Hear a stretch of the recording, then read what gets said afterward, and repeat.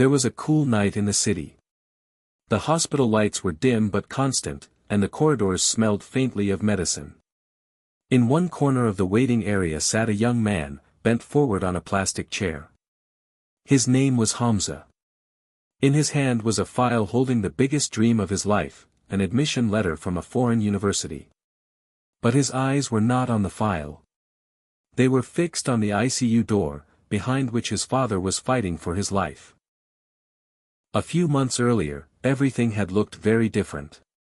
Hamza was the eldest son of a middle-class family.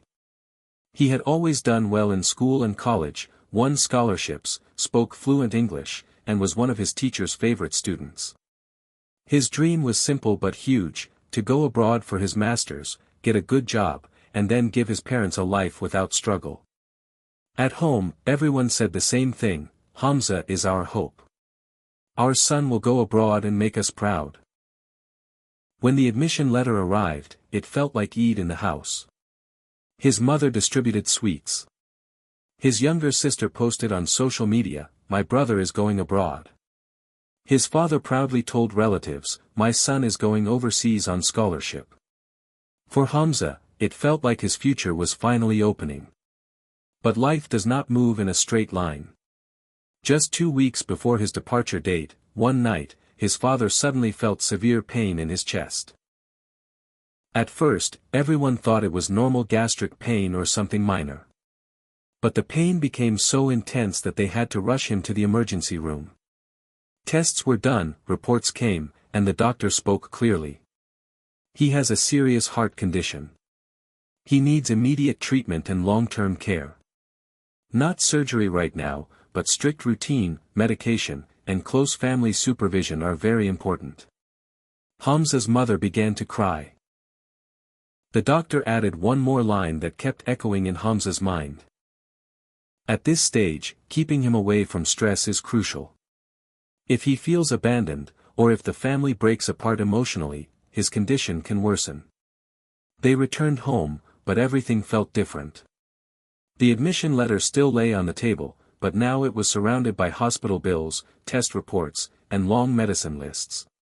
His mother softly asked, "Beta, when is your flight?" Hamza looked at the calendar and then at the room where his father lay, pale and weak. A heavy weight settled in his chest. That night, he went to the roof and looked up at the sky. His heart cried out silently, "Oh God, what do I do? If I go now, maybe in the future I can give my family a much better life. But if I leave, what about my father? What about my mother? Who will stand beside them?" The next day, a relative came and said, "Opportunities like this don't come often. Your father will keep getting treatment. Your younger brother is growing up. Don't throw away your chance." Others encouraged him to go. Earn money from there and send it back. Everything will be fine.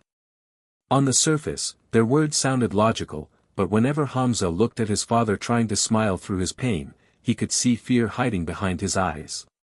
One day at the hospital, his father held Hamza's hand and said, "Son, if you go, I will be happy. It was my dream that you study abroad. I will be fine, don't worry about me." But Hamza could hear the weakness behind the words.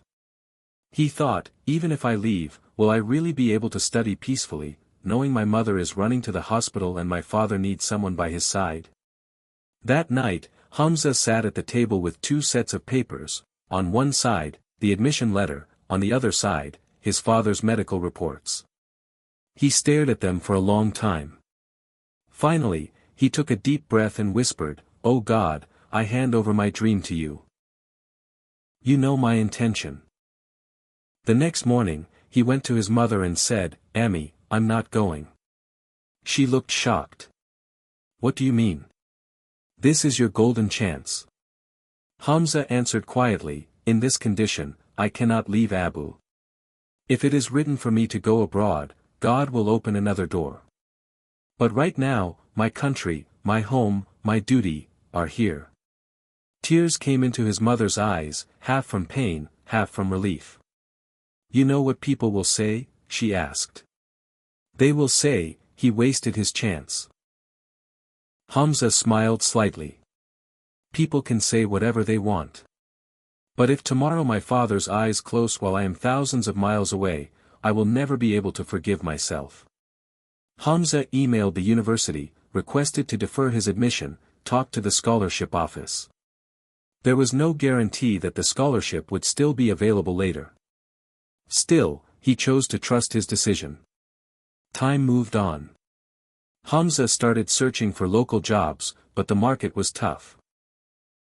His degree was strong, but every place wanted experience. Sometimes he managed part-time work, sometimes only short contracts. During the day, he went with his father to appointments, handled medicines, diet, and walks. At night, he updated his CV and applied everywhere he could. Sometimes he thought, if I had gone, maybe by now my life would be stable. But then he remembered the pressure of his father's hand when he had said, "Son, I'll be fine," and Hamza's heart would say again, "I did not choose wrong." One day, they went to the cardiologist for a follow-up. The doctor studied the tests and said, his condition is now stable. The care his family has given him is excellent. Especially the way his son has stayed close, it has made a big difference. His father looked at Hamza with quiet pride and said later, "Son, you gave up your dream and gave me life instead. May God protect you." For the first time, Hamza felt a strange lightness inside. He understood that sacrifice does not just weaken a person, sometimes it builds them from within.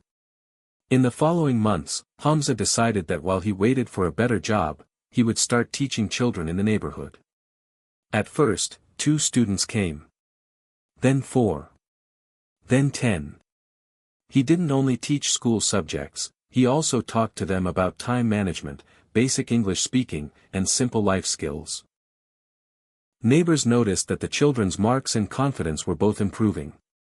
Slowly, his tuition corner turned into a small learning point. One evening, a man from a local NGO visited him. He explained that they worked on community development and someone had told them, "Hamza is seriously dedicated to teaching children here." He suggested that Hamza partner with them to start a proper community education center, not just for school support, but for youth skills, language training, and career guidance. Hamza thought, what I wanted to do abroad, work in education, bring change, give people exposure, maybe God is giving me a similar chance right here, in a different way. He agreed. The NGO provided some funding, a small space, old furniture, a whiteboard, and a few chairs. Hamza gave his energy, ideas, and heart. They named it Naya Raasta Center, New Path Center, because Hamza wanted every student who walked in to feel that there is always another path in life. Time passed. The center grew. In the mornings, school children came. In the evenings, college students. On weekends, there were free workshops on CV writing, interview practice, English storytelling, and building confidence. Hamza used notes from the foreign courses he had once dreamed about and turned them into training modules: global mindset, growth habits, self-respect. One day, he received an email from the same foreign university. It said that his earlier deferral had expired but, because his profile was strong, he was welcome to reapply for a new session. Hamza read the email, then sat back. The old Hamza would have immediately gathered documents. But this Hamza was different now. He went to his father's room and showed him the email. His father smiled, "See? God has given you another chance. You can go now. We are okay. You can hand over the center to someone else." His mother looked hopeful, his sister excited. Once again, the house spoke about tickets and packing. That night, Hamza went alone to the center and sat in the empty classroom. On the board it said, "Naya Raasta Center, change begins here." He asked himself, should I leave this and return to my old plan?